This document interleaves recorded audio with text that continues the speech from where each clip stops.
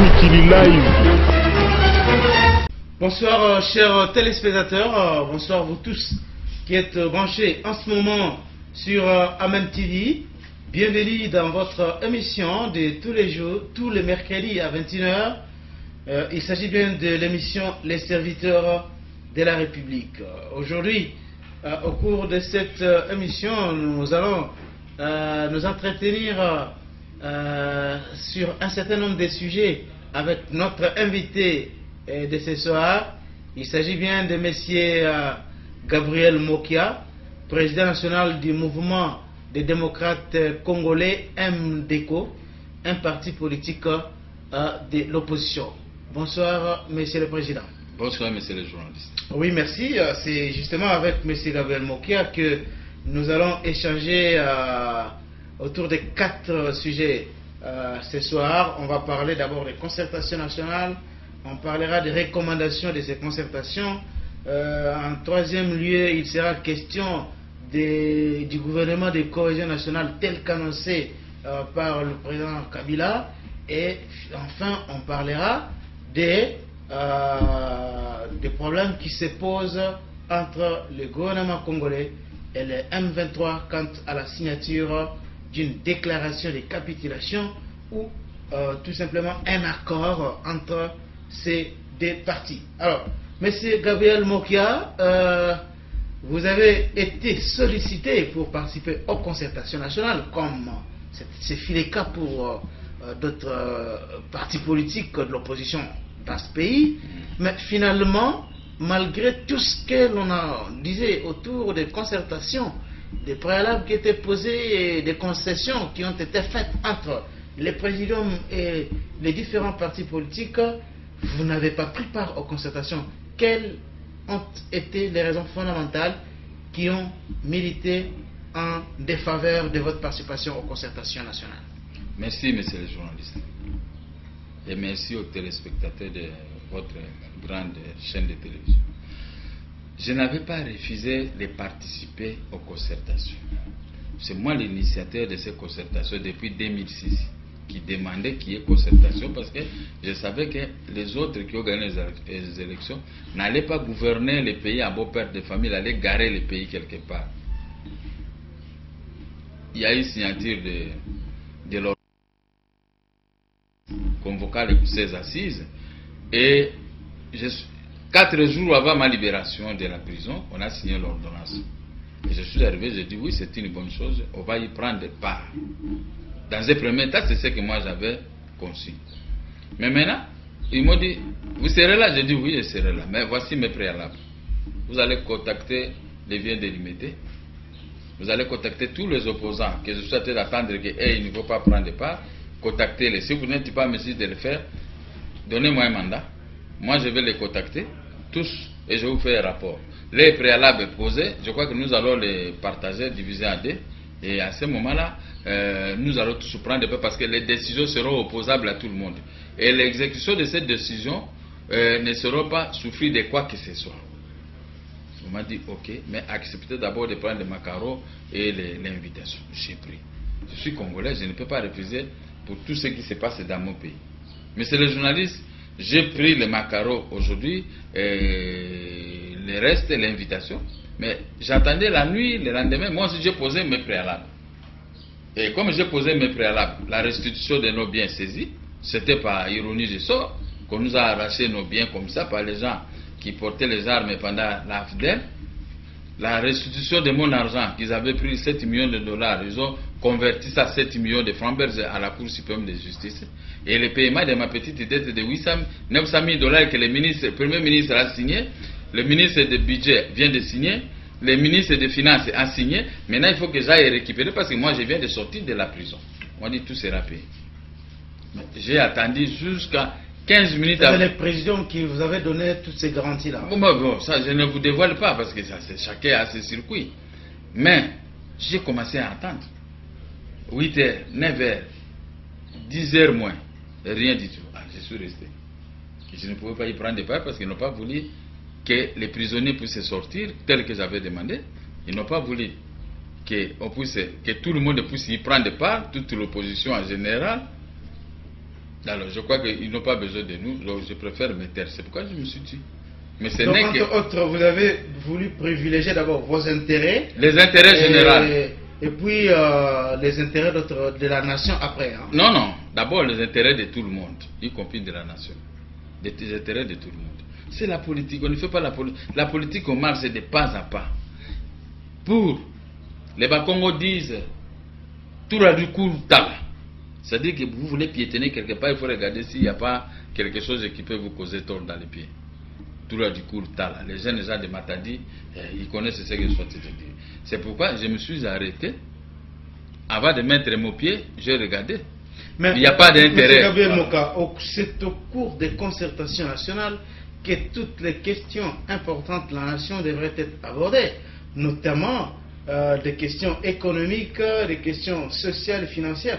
Pourquoi vous n'avez pas voulu participer aux concertations et vous avez d'abord posé comme préalable la restitution de vos biens? Parce que ça c'était secondaire. Ici, aux concertations, on devait parler de tout et de rien. J'avais demandé que les vieux délimités soient convaincus de ces concertations.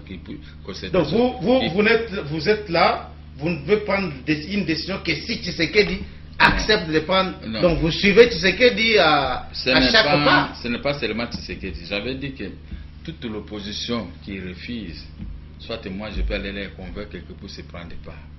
Il y avait Tshisekedi, il y avait aussi l'opposition. Il n'est pas le seul dans l'opposition. Bien que lui il est président élu, mais il n'est pas seul.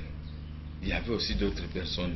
On devait tous y prendre, parce que ça devait être une réunion de la famille congolaise. Non, maintenant, oui, qu'on n'a pas voulu respecter ce que moi j'ai dit. Alors j'ai compris que non, à la fin du compte, ça sera comme le début.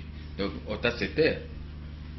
Non, mais parce qu'il y avait des préalables qui étaient posés. Par exemple, Tshisekedi avait demandé que les concertations nationales soient sous la houlette de la communauté internationale. Il avait voulu qu'il y ait un médiateur international parce que, ne reconnaissant pas la légitimité du pouvoir du président Kabila, il n'a pas accepté qu'il participe aux concertations convoquées par le président Kabila.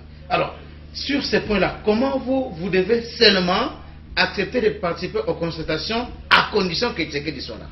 À condition que Tshisekedi soit là, à condition qu'il y ait un médiateur aussi international. J'avais choisi Sassou. J'ai été le premier à choisir Sassou, le président Sassou. Et après, je crois que Tshisekedi aussi avait accepté Sassou. Je ne sais pas vrai ou faux. Et tout le monde avait parlé, même le gouvernement avait accepté le président Sassou. Voilà que vous m'avez rejoint. C'est-à-dire, si on parvenait à convaincre Tshisekedi qu'il vienne là-bas, il allait poser maintenant ses préalables de la participation de la communauté internationale dans ces assises. C'était aussi mon souhait. Parce que je savais qu'avec ceux qui avaient convoqué cette histoire, ils ne pouvaient pas aller jusqu'au bout de leur logique. Des preuves que vous constatez aujourd'hui, depuis qu'on avait terminé les concertations, il y a eu des recommandations, l'acceptation de tout le monde pour l'exécution de ce qui a été dit, mais jusqu'à aujourd'hui, il n'y a rien. Voilà, c'est ce que moi je craignais. Le pire que je craignais vient d'arriver même. Alors, c'est ici qu'un bon visionnaire, un bon politicien que je suis, j'ai parlé presque avec tout le monde et j'ai compris des idées. J'ai dit, moi, que je sois là ou pas, ce n'est pas la fin du monde. Et si j'avais oublié encore notre préalable, la libération de Diom Dongala, de Koutino qui était malade et de Chaloupa et tant d'autres personnes. Parce que j'avais donné comme exemple, Lumumba était en prison à Tisville. Les Belges ont pris nos aînés de 1960, ils sont partis avec à la table ronde de Bruxelles pour traiter les questions de l'indépendance. Mais là, on a posé le même préalable tel que j'ai dit. Et le roi des Belges a demandé, a donné un avion qui est venu jusqu'ici prendre M. Lumumba, notre aîné Lumumba, jusqu'à là, et on a obtenu notre indépendance. C'est la même chose comme ceux qui étaient en prison. Nous pouvons toujours rééditer l'exploit de nos aînés. Mais dommage que chacun pour soi, Dieu pour tout ce que j'ai compris. Bon, je me suis dit. Mais cela n'insinue pas que je dois me taire, je dois abandonner la lutte pour la libération des hommes de Chaloupa et les militaires des ex-MRC, des enfants de Kivu, c'était Katangé comme le dit, les groupes de Dikapen de la prison, et surtout l'archibishop Koutino qui est gravement malade. Donc cela, je ne peux pas m'écarter de ce combat-là pour que ces faits-là soient réalisés tels que voulus par la population de notre pays. Parce que nous voulons être un État uni, qui ne sera pas divisible, un État où la population doit s'aimer. Donc nous n'allons plus créer des problèmes entre nous, évitons seulement les problèmes. Mais j'ai compris à la dernière minute, il y a résistance. Il y a eu résistance jusqu'à aujourd'hui. On dit que non, le président a accepté les recommandations et on va libérer les prisonniers pour ça, tout ça. Les conditions posées par son ordonnance viennent encore une fois pour toutes de bloquer la libération des prisonniers que nous avons demandé. C'est ce que vous voyez, je suis en train de m'étonner seulement. Bon, alors, monsieur Gabriel Mokia, vous n'avez pas participé aux concertations nationales, ouais. Mais il y a eu beaucoup d'opposants qui ont pris part à ces concertations.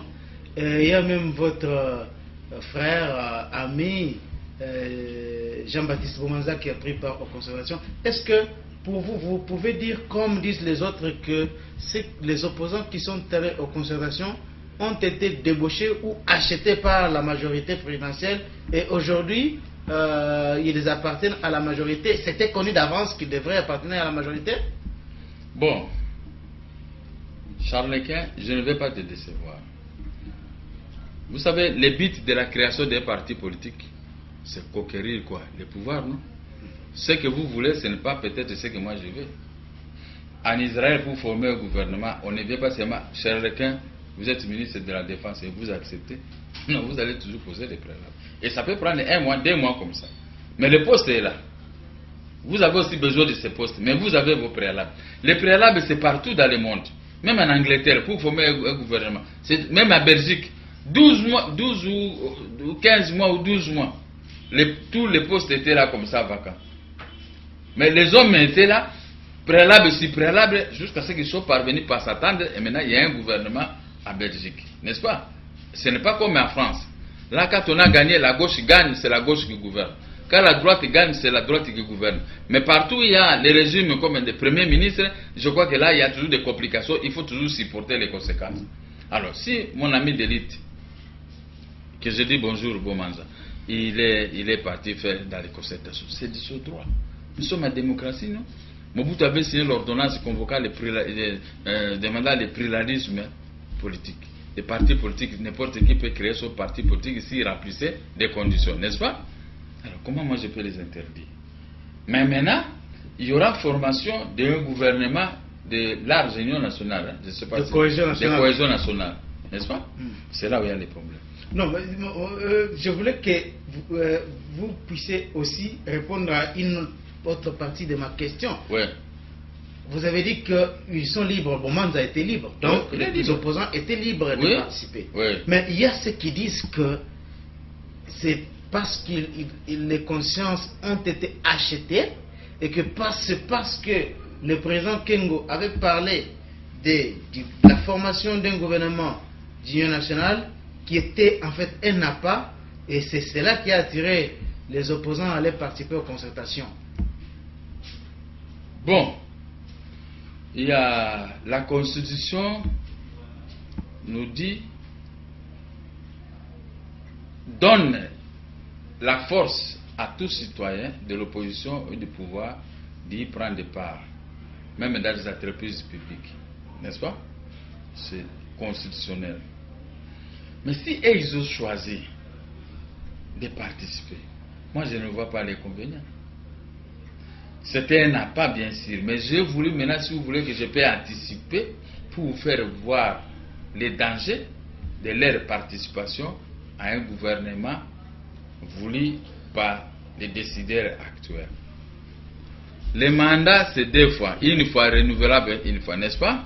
C'est 2 fois, ça fait 10 ans. Vous pouvez, si vous remplissez des conditions, vous êtes élu par le peuple. 2 fois, vous devez être président de la République dans ces pays. Mais ceux qui sont au pouvoir, suivez-moi bien, messieurs les journalistes, ceux qui sont au pouvoir, ils ont déjà fait un mandat. Maintenant, le deuxième mandat est problématique.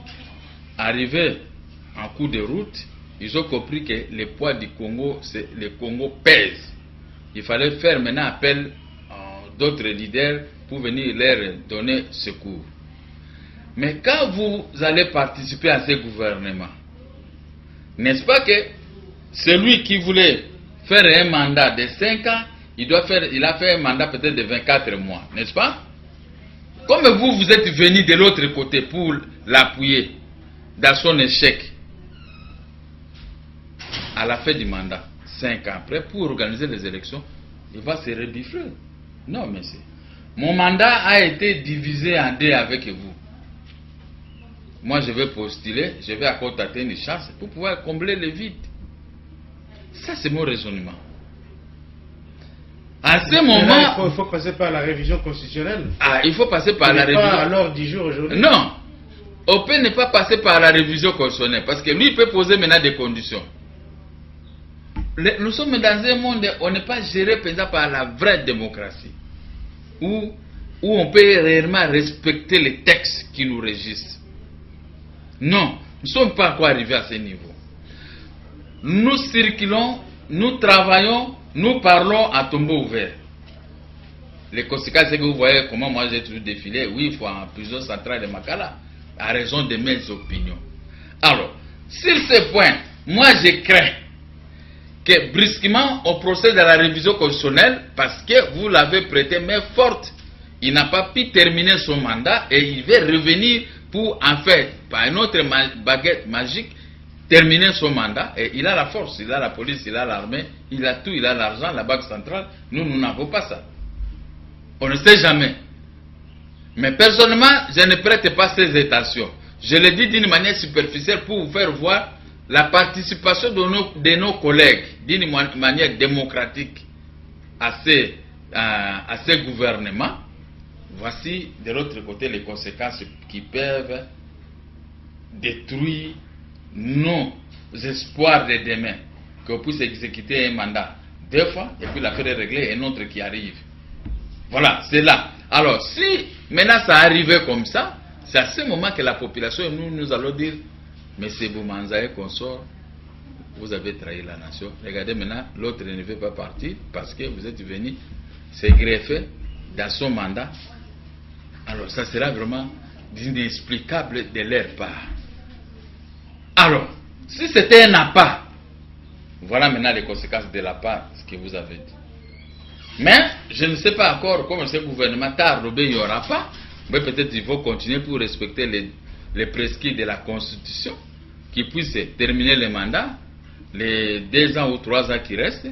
Moi, je crois que ça sera aussi une bonne chose. Comme ça, on est dans la tranquillité, dans la paix. Comme ça, on passe aux élections. Dès que nous avons gagné les élections, tout ce que nous sommes en train de discuter ici, on va mettre fin à tout ça. Parce que nul ne peut s'en prévaloir d'être le patron du Congo. Où il s'appelle Congo. Le Congo reste Congo et nous sommes des Congolais. Les gens qui sont de passage, en transit au Congo et après on va mourir. Ou on peut aller mourir à l'étranger, on peut mourir ici, mais le Congo va demeurer. Donc, voyons ce qui va se passer. S'il y aura un gouvernement qui prendra part, s'il y aura ceci, je ne sais pas. Je ne sais pas. Ce sont des soupçons, mais ce ne sont pas des réalités. Bon, alors, recommandations, parlons-en. Après les concertations, il y a eu beaucoup de recommandations. Ouais. D'abord, quelle est votre première réaction lorsque vous avez suivi ces recommandations-là? Est-ce que avez-vous dit que finalement, ceux qui ont participé aux concertations avaient fait une bonne chose parce que la qualité des résultats qu'ils ont produits, c'est-à-dire les recommandations qui sont sorties de ces concertations, démontrent à suffisance qu'il y avait un travail en profondeur de titan qui a été abattu, ou vous vous êtes dit que c'est du déjà entendu, c'est du déjà vu, et il n'y a rien qui a été fait au cours de tout ce temps qu'ils ont passé aux concertations nationales? Non, je vais encore vous surprendre. J'ai adhéré à tout ce qu'ils ont fait. Je n'ai pas pris part, mais j'ai adhéré à ces recommandations. J'ai totalement accepté. C'était un travail abattu par les hommes intelligents. Je ne dis pas que ceux qui étaient là-bas, ils ne représentent rien. Non, ce sont des gens de qualité. Les commissions élaborées, et vous avez vu qu'ils ont fait sortir de bonnes choses qui étaient au fond de mon cœur, que même si j'étais là, c'est ce que j'allais demander. Il faut toujours être sincère dans la vie. j'allais demander ce qu'ils ont fait. Mais comme ils ont touché mon cœur en prenant connaissance de la lecture de ces recommandations, le lendemain, j'ai dit, j'adhère à tout ça. Mais là où le bas blesse, c'est l'exécution. Voilà, c'est par là que nous pouvons discuter. C'est l'exécution. Parce que déjà, ils ont commencé l'exécution en dos de cuillère. La mesure de grâce signée, ce n'était pas dans le sens voulu par les recommandations de ces assises. Mais voilà encore, il y a un autre blocage, à moins que ces gens puissent changer leur façon de tirer, leur façon de tir, pour qu'on puisse aboutir à un beau résultat où tout le monde va trouver son compte. Par exemple, ils acceptent de payer les dettes certifiées, les dettes intérieures, mais ils ont ajouté certifiées. C'est ce que moi j'ai présenté tout le temps dans les médias. Voici la dette intérieure certifiée. J'ai présenté ça. J'ai des dettes intérieures certifiées. Deuxième élément, ils ont accepté, ils ont dit la libération des prisonniers. Mais ça, ils ont c'est ce qui s'est fait aujourd'hui. C'est ce qui s'est fait aujourd'hui. Au Bas-Congo, on a libéré les gens, au Katanga, et on est en train de libérer les gens. Maintenant, il y a des lacunes. Il y a des lacunes, pourquoi? Ils ont donné par la main droite la libération des prisonniers. Mais la population attendait quoi?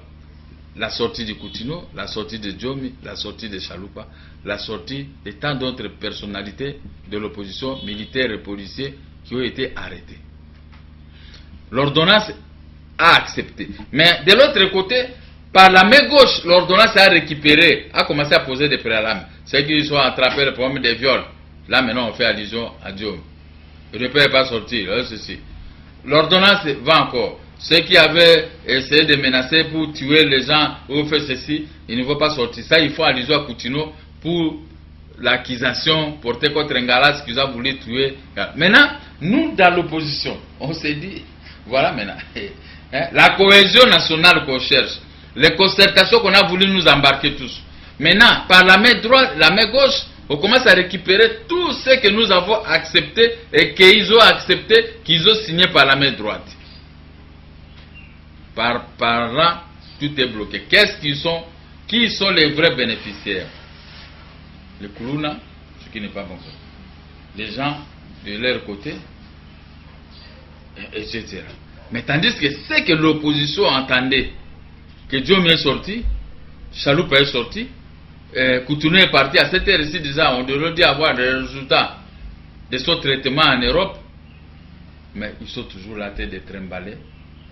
Là où nous on ne voulait pas qu'il soit, là où les peuples ne voulaient pas qu'il soit. Voilà maintenant les conséquences. Nous avons accepté. Maintenant, la dette intérieure, on ne paye même pas, on n'en parle même pas. Quand vous appelez au ministère, on vous dit on n'a pas encore reçu les instructions. Mais quand le président de la France, Denis Sassou Nguesso, se dit que je veux procéder à l'augmentation des salaires et payer augmentation du salaire, il dit on va engager ceci, on va faire. Le lendemain, c'est entre directement de l'application. Voilà la différence de gestion ici en Afrique. Il y en a, quand ils disent un mot, et le lendemain, il y a l'application. Il y en a, quand ils disent, ils se taisent. Il n'y a pas l'application. C'est pourquoi tout le monde est tenté de s'étonner.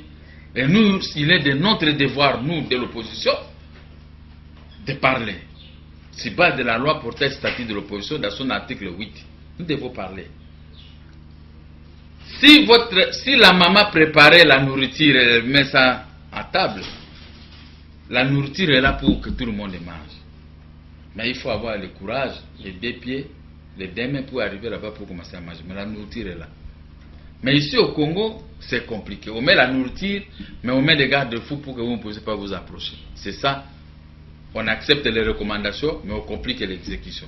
Bon, l'objectif de ces concertations nationales était entre autres la création, le renforcement, la consolidation, le maintien et la consolidation de la cohésion nationale pour barrer la route à ceux qui veulent coûte que coûte balkaniser notre pays.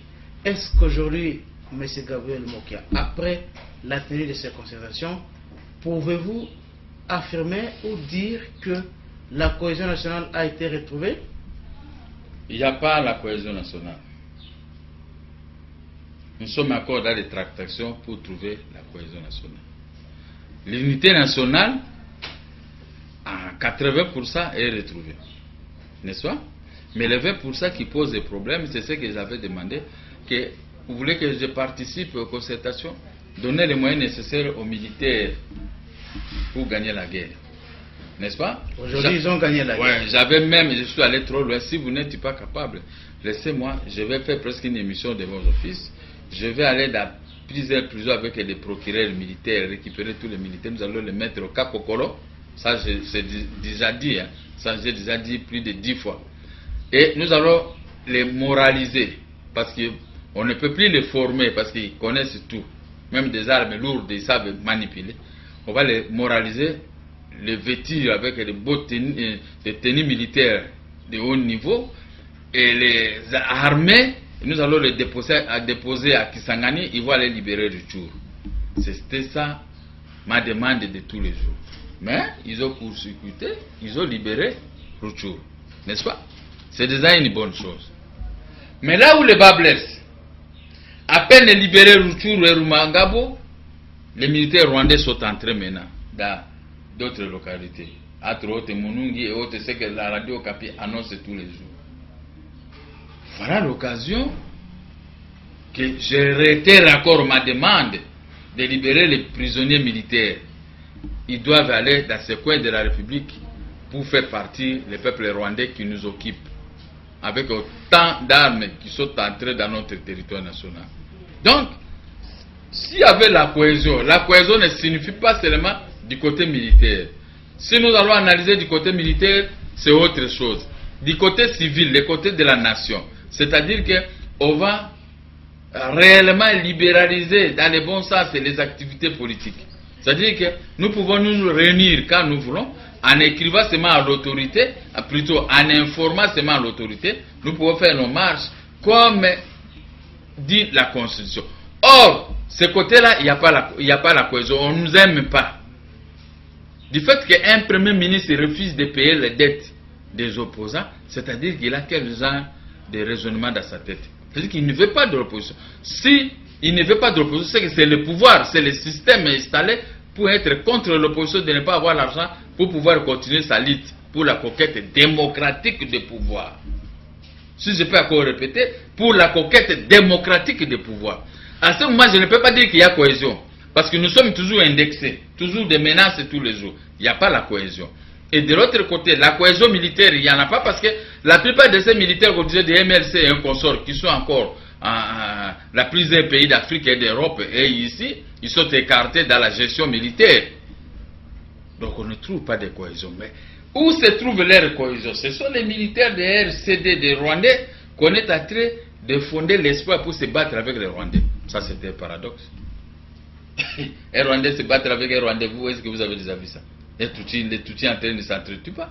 Les Tutsis s'entretuent avec les Bantous et les Hutus.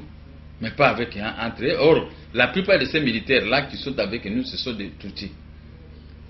Les militaires Bantous vont en guerre contre les Tutsis. Les militaires Tutsis qui sont dans les rangs des Bantous, ils vont là-bas, c'est pour massacrer les militaires Bantous. Mais là, il est important de souligner que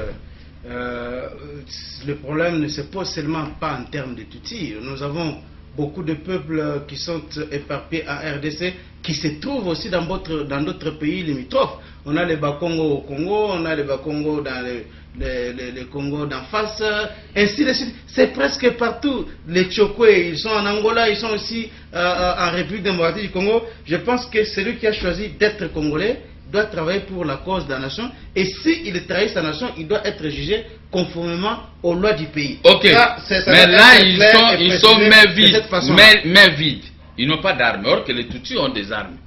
Ils sont ici armés. Non, écoutez, ça vous avez soulevé un point très important, il faut que les peuples sachent. Et ils ne sont pas ici comme les Tchokwe, les Azande ou les Mangbetu et consorts, ou les Mbouza, ou les Baluba, ou les gens de Bas-Congo et consorts, ils sont mains vides. L'armée, les armes, ceux qui détiennent l'armée, y compris l'armée, sous les ordres du gouvernement central, n'est-ce pas? Mais tandis que les peuples Tutsi ont des armes pour se protéger. Ils se disent minorité. Avec cet esprit de minorité qui sont en train de convaincre le monde entier, c'est pour créer toujours des troubles dans notre pays. Mais ce n'est pas tous les Tutsis qui ont les armes. Mais non. Il y a ceux qui sont militaires, vous avez suivi, qui ont les armes, oui. Et il y a aussi des civils vous avez suivi les déclarations de Kunda Batouar à son temps. Les Tutsis sont minorisés et marginalisés en RDC. Nous avons créé une rébellion pour leur apporter protection. Mais ça, c'était un militaire qui parlait. Mais c'est ça qui pose des problèmes. On ne peut pas affirmer que tous les Tutsis sont militaires. Comprenez maintenant l'esprit et la lettre de ces paroles. Comprenez l'esprit et la lettre de ces paroles. Nos frères sont marginalisés, minorisés. Nous sommes là avec les armes pour pouvoir les protéger. C'est-à-dire, quelque part, il y a déjà une armée supplémentaire.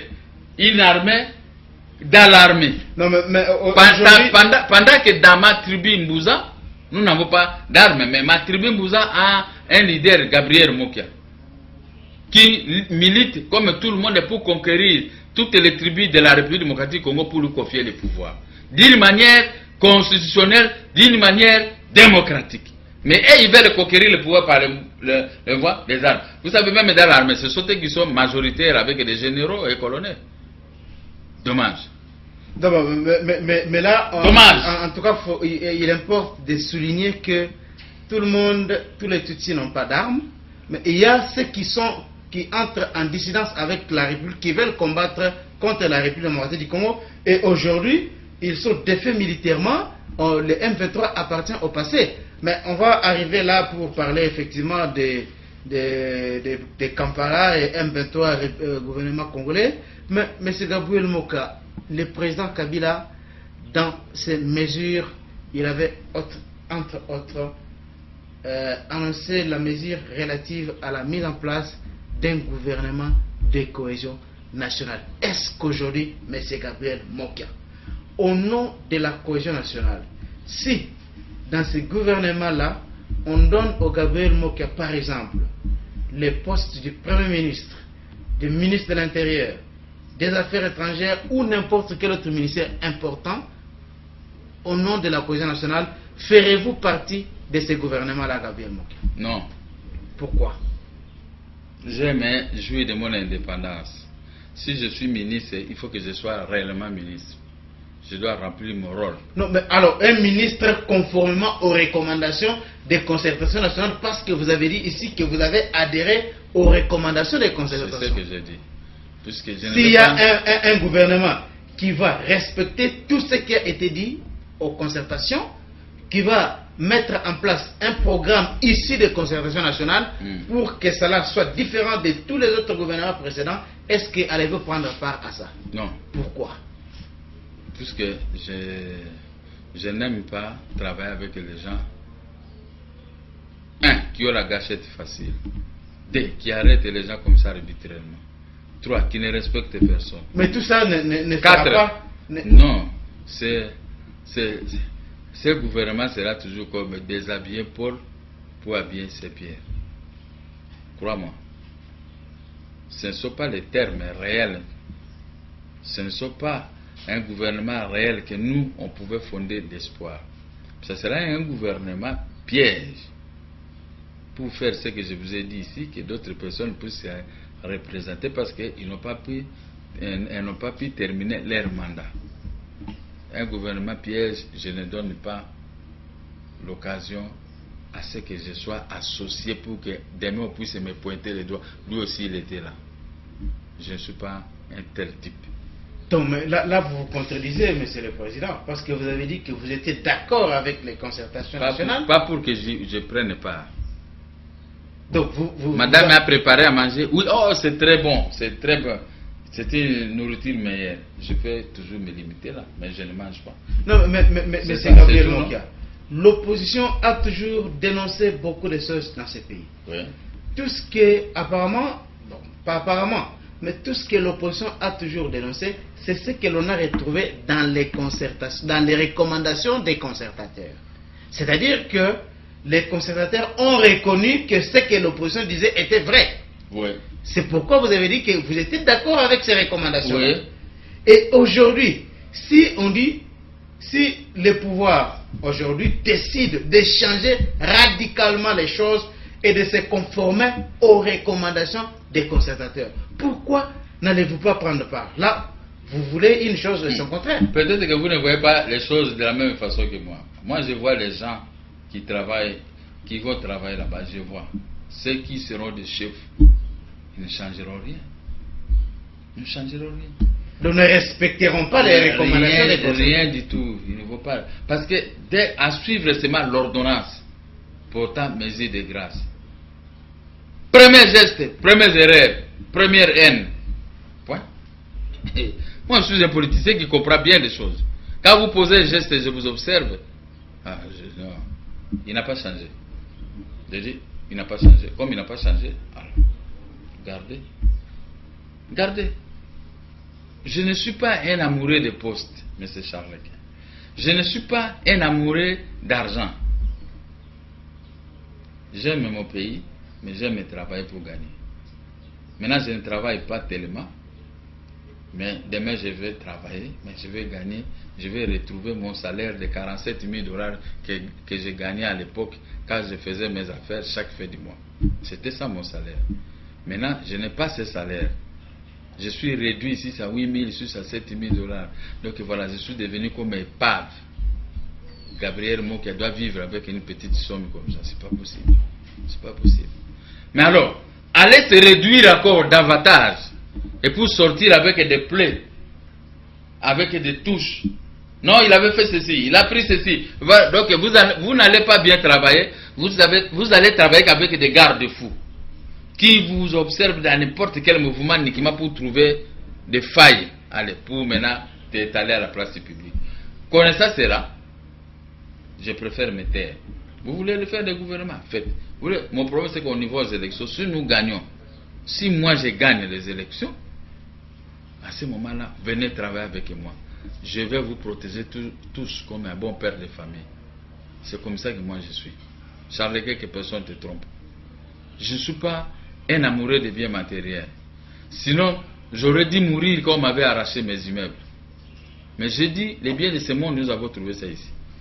Le jour que je vais partir, c'est fini. Je ne vais plus m'en souvenir de tel et tel immeuble. Alors, comme les gens préfèrent être des égoïstes, laissez-les avec leur égoïsme. Vous voulez manger comme vous voulez manger. Vous voulez prendre même 220, 30, 300, 400 milliards de dollars, mais vous mettez dans vos comptes, mettez. Vous voulez faire ceci, tout ça. Mais l'essentiel pour moi, je sais que vous partirez.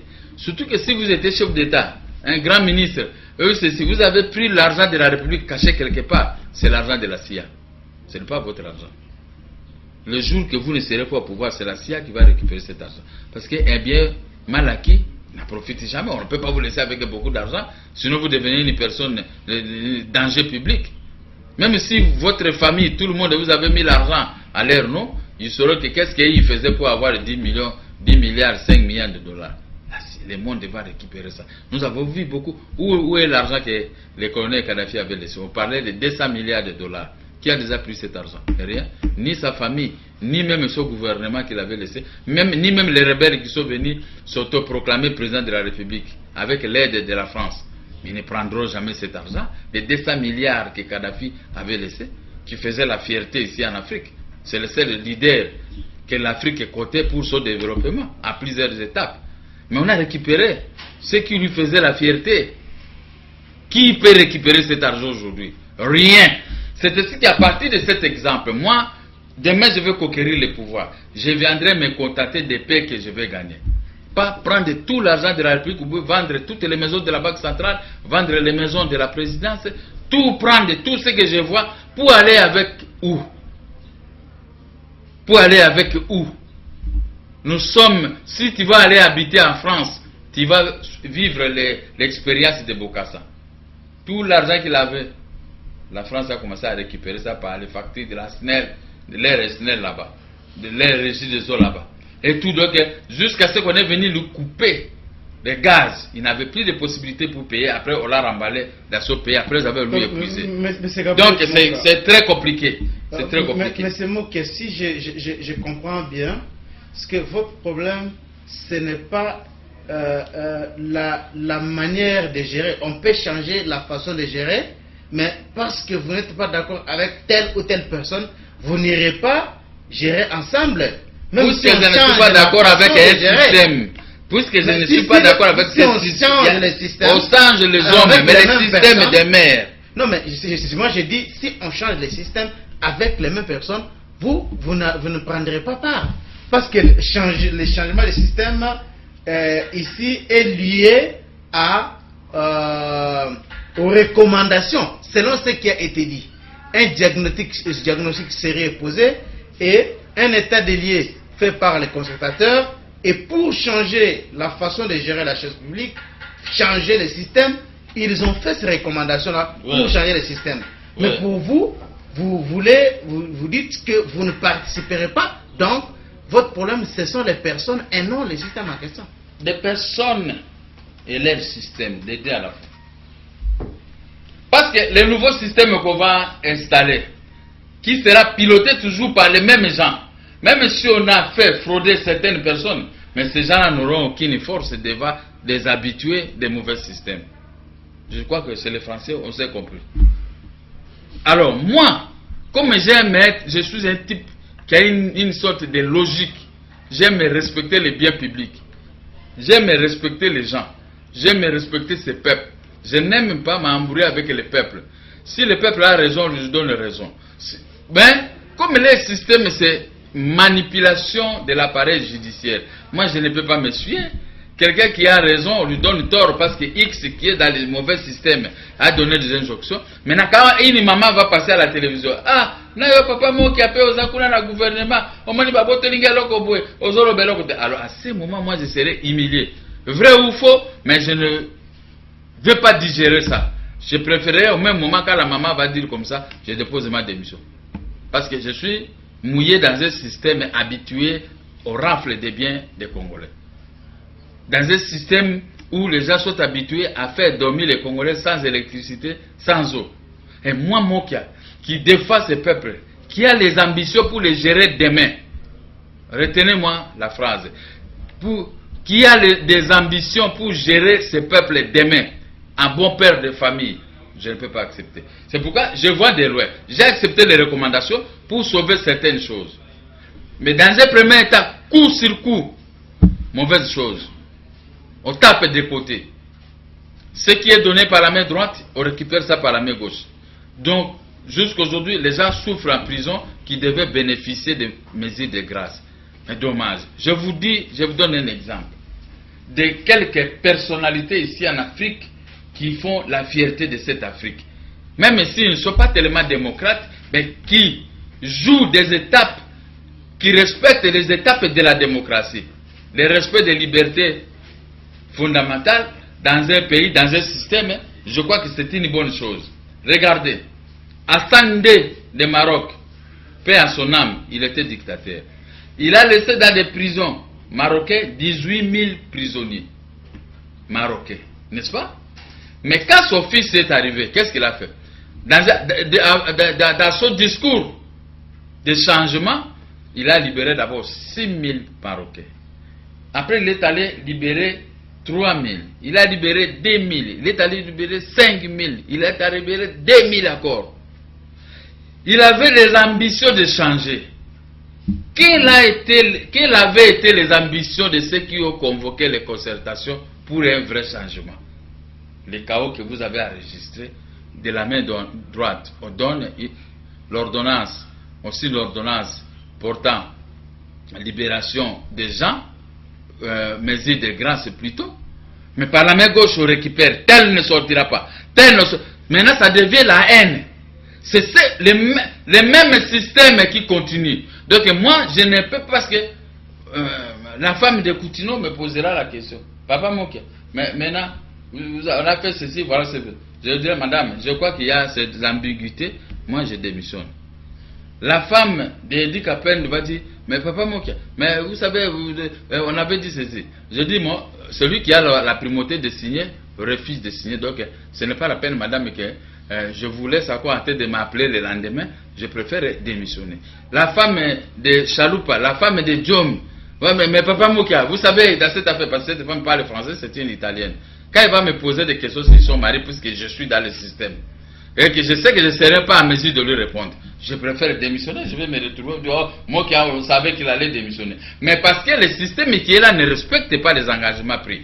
D'où, moi, c'est mieux que je ne puisse pas y prendre de part, rester en dehors, mais appuyer ce qu'ils sont en train de faire, parce que si ça marche, c'est la République qui sera dédouanée de tout ceci.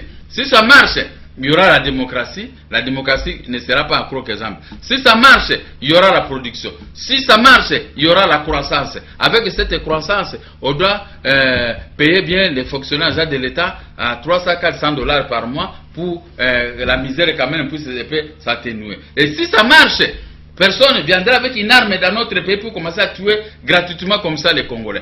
Si ça marche, il n'y aura pas de pillage des richesses de notre pays où certaines personnes s'enrichissent comme ça gratuitement, mais le Congo reste toujours pauvre. Alors, on vit de ces éléments que moi-même j'ai capitalisé, qui se trouvent dans ma tête, pour la gestion de la République demain, je préfère me taire.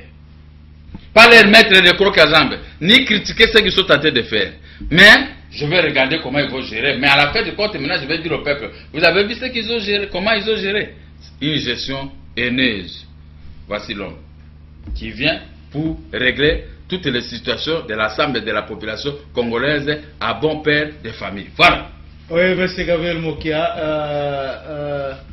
L'autre question, je crois le dernier point de cette émission, de cet entretien de ce soir, c'est justement la question M23 et le gouvernement congolais. Oui. Aujourd'hui, militairement, le gouvernement congolais a conquis toute l'étendue de la République démocratique du Congo. Quelle est d'abord votre première réaction? Non, vous avez exagéré. Pas toute l'étendue. À peu près à 80, 75 ou 80% d'État. Parce que quand vous allez vers Isiro, vers Beni et Koso, il y a toujours des postes de résistance. Quand vous allez vers Mohangi, Munungi et partout, les frontières avec le Rwanda est entré. Et l'Ouganda est en train de former d'autres rébellions selon la radio Okapi pour envahir toujours la RDC. Donc on n'a pas tellement conquéri le tout. C'est ce que je dis, avec la cohésion militaire. Je crois que nous allons vider cette question. Personne ne va encore entrer avec une arme ici dans notre pays. Mais aujourd'hui, ce qui est vrai est que les M23 qui constituaient la plus grande menace contre la République démocratique du Congo a été défait militairement. Oui. Alors, quel pouvez-vous dire à ces vaillants soldats congolais qui ont quand même redonné de la joie dans les cœurs des Congolais? Je dis oui, merci.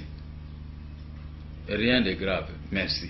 Mais maintenant, ce que je peux dire aux Congolais, la guerre fait que commencer. Parce que le Rwanda ne veut pas baisser. Donc la guerre n'a pas terminé, elle vient encore commencer parce que le Rwanda tient toujours à occuper. Parce que dans cette guerre, vous avez déjà vu les gens en train de fuir pour traverser de l'autre côté. Il n'y a que quelques Congolais qui ont fui. Parce que là, avec les Congolais, on les liquidait normalement. Mais les plantations de Tutsi de plusieurs années, donc on tient à faire les ressassements uniquement pour que ces gens soient entre maintenant dans la valise des peuples congolais pour nous compliquer la vie au procès d'échéance avec les pays limitrophes. Ça continue. Ces Tutsis n'ont pas pu prendre de fuite. Ils sont toujours là où ils ont fait les plantations. Vous vous souvenez qu'à l'époque où on a commencé des guerres, il y a eu 2 millions de déplacés. Ces 2 millions ne sont jamais retournés. Mais il y a eu les plantations de plusieurs millions de Tutsis dans les endroits laissés par les autochtones. Voilà les complications. Il faut une armée réellement congolaise, dans le vrai sens du mot, pour dénicher qui est qui et déboulonner cette implantation. Non, mais aujourd'hui, en tout cas, l'armée, effectivement, est congolaise. Ça, c'est clair. La question qui se pose ici n'est pas d'appartenance à telle autre tribu. La question, c'est le respect des lois du pays. Je crois que c'est ça le vrai problème. Et tout ce qui ne respecte pas les lois du pays ils sont sanctionnés conformément aux lois du pays. Je suis parfaitement d'accord avec vous. Nous avons combien 450 tribus dans notre pays, n'est-ce pas? Mais 450e tribu qu'on appelle les Banyamulenge, c'est cette tribu qui nous cause des problèmes. Et c'est la seule tribu bien armée dans notre pays. Non, mais bien outillée. Vous ne pouvez pas dire que, M. Gabriel Moka, vous ne pouvez pas dire que le M23 est constitué seulement des Tutsis. Vous avez votre... 85%. Non, s'il vous plaît. Vous avez je sais là où vous voulez arriver. 85%. Et beaucoup d'autres personnes qui sont allés s'allier à ce mouvement rebelle. Vous ne pouvez pas seulement... J'ai parlé de Roger Lumbala. Oui, il y a eu... Il y a beaucoup de compatriotes du sud Kivu qui sont au sein du M23. Roger Lumbala ne représente rien. La présence de Roger Lumbala là-bas, ce sont des frustrations. Il y a beaucoup de Congolais non tutsis qui sont au sein du M23. Oh non, pas, il n'y en a pas. Non. Il n'y en a pas. Là, je peux dire que peut-être allez vous informer. Vous allez retrouver informé. Qu'il y a beaucoup là où il y a des zones de combat, les zones de combat, nous avons aussi nos membres. Dans les zones de combat, nous avons des gens. Je ne peux pas vous donner des informations comme ça à la hâte. J'ai vérifié les informations. Les 85% des militaires qui sont venus envahir notre Congo, ce sont des Tutsis. Tutsis ougandais, Tutsis rwandais. 85%. S'il y a les 5% de quelques Congolais égarés, Roger Lumbala est parti là-bas, ce sont des frustrations pour avoir connu des injustices comme moi. Mais lui, il n'a pas pu résister. Mais moi, j'ai continué à résister. J'aime mon pays. Je ne veux pas faire verser le sang des Congolais à cause des immeubles, à cause de l'argent, des choses que nous allons laisser sur cette terre des hommes. Quand j'ai vu les gens comme les patrons des patrons, Jean Mbemba, allongés, je n'ai même pas de biens qui peuvent concurrencer même à 10%. Rien du tout d'évalué. Rien. Mais il est parti, il a tout laissé. Mais les frustrations pour des biens matériels, c'est ça qui cause maintenant des multiples guerres dans notre pays. Roger Lumbala est parti. Il n'avait pas ses ambitions parce qu'il était député, puisqu'il vivait avec nous. Mais du fait qu'à tout moment, on doit bombarder sa chaîne de télévision qui faisait sa fierté pendant les élections, dommage qu'il n'a pas pu supporter. Or, si moi j'étais pouvoir, je pouvais faire la cohésion maintenant avec tout le monde. n'a jamais été bombardé, ça doit être clair. Ce que nous savons est qu'à un moment donné, il y a eu un incendie qui s'était déclaré là-bas, d'origine peut-être pas encore bien connue. Mais en tout cas, il n'y avait pas de bombardement. Ne faites pas les lits de pouvoir. Non, j'ai dit qu'il n'y avait pas de bombardement. Ça, c'est clair. C'était un incendie. C'est ça la différence entre les journalistes et les hommes politiques. Non, mais en tout cas, il n'y avait pas de bombardement. On nous fait signe que nous sommes arrivés à la fin de l'émission, M. Gabriel. C'est ce sont vos conseils, la télévision, c'est votre conseil RLTV. Vous devez le protéger. Non, mais moi aussi, je dois protéger parce que nous avons aussi l'obligation de dire la vérité. Nous avons l'obligation de dire la vérité aussi. Comme ces gens-là sont habitués à causer du tort aux autres, maintenant vous me donnez raison que je ne peux pas me rallier avec eux parce que je vais trouver ces conflits, ces frustrations, que je ne serai pas en mesure de les résoudre parce que les lions, et même ils sont là toujours, ils ne sont pas encore rassasiés. Et même ils construisent de belles maisons. Et même ils ont des jolies femmes ici, comme on appelle les jolies nanas. Et même ils ont des limousines. Et même ils font des voyages. Ils ont de l'argent, ils dorment dans des oreillers remplis d'argent. Et quand je vais voir ça, je dis ça c'est l'argent de la population que vous jouez avec. On dit, oh, mais c'est moi que vous êtes venu nous emmerder. Vous savez que votre place c'est la prison. Alors on va se changer de coups, ou on va se changer de paroles. On ne sait pas, ils ont la force. Moi je n'ai pas la force. Moi j'ai la force politique devant notre peuple et ils ne peuvent pas m'atteindre. Parce que la population, aujourd'hui petit à petit, la population commence à revenir côté du président Gabriel Moka. Pour son honnêteté, pour ses clarifications dans les médias en faveur de notre population. Donc c'est pourquoi ça ne me permet plus de le faire. Ça ne me permet plus parce que le jour où je vais promettre aux gens, je vais signer une mesure de grâce pour la libération des prisonniers, vous allez voir, les attentes de notre population seront respectées. Et tout le monde va trouver son compte dans les paroles d'un chef. Parce que je voudrais être un chef, un vrai chef pour l'ensemble de cette nation. Et protéger le peuple. Vous êtes déjà en campagne électorale avant le moment. Tant mieux. Sauf que je ne dis pas autre chose de grave, mais je vous dis ce qui est contenu dans mon projet de société. De bien produits pour la nation congolaise. De donner du travail à notre population et de faire renaître l'agriculture dans le vrai sens des mots que moi j'ai la maîtrise. Voilà, c'est le but que je suis en train d'être avec vous, de parler dans les médias, de convaincre notre population au moment opportun pour que la population ne puisse pas aller mal choisir. Choisir un homme comme moi, cet homme-là, il va protéger ce peuple ici dans le bon sens. Merci beaucoup. Voilà. Nous ne sommes pas encore pendant la campagne électorale. Nous sommes arrivés à la fin de cette émission. Votre dernier mot, monsieur. Le dernier mot, par rapport à tout ce le dernier mot, ce qui fait le souci dans mon cœur, c'est qu'on ne peut plus organiser beaucoup de choses dans notre pays. Les recommandations de concertation doivent entrer automatiquement d'application.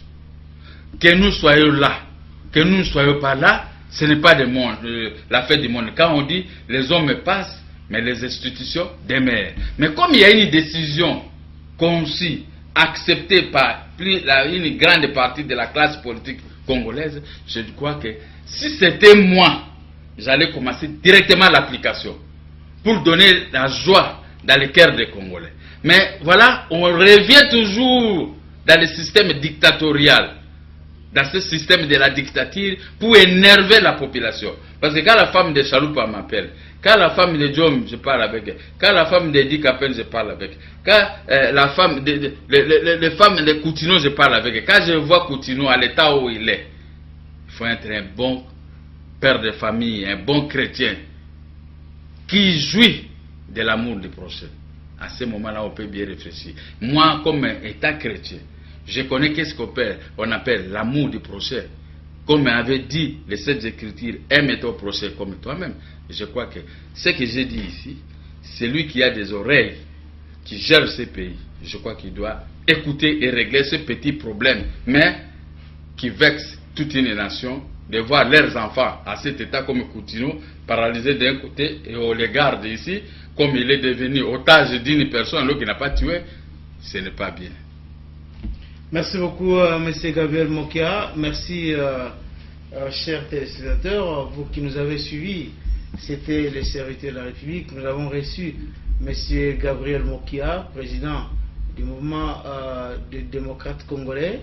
Vous suivrez la rediffusion de cette émission ce jeudi à 13h sur Amen TV. Merci et bonne suite.